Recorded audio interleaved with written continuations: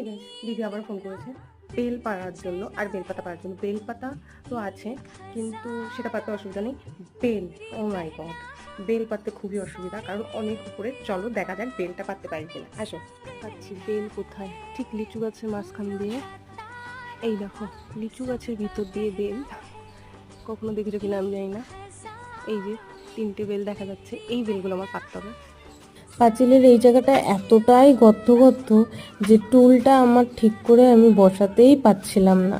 এরপরেই উঠে গেলাম পাঁচিলের উপর। আর পাঁচিলের উপর উঠে আমি শুধু মনে পড়ছিল বাবা এখান থেকে আগের বছর লিচু পাড়ার সময় পড়ে গেছিল।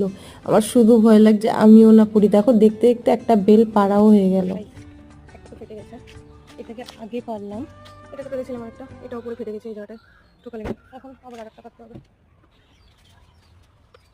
একটা পাড়ার বদলে 2টো পাড়া হয়ে গেলে দেখো। তারপর এটা খুব সুন্দর হয়েছে।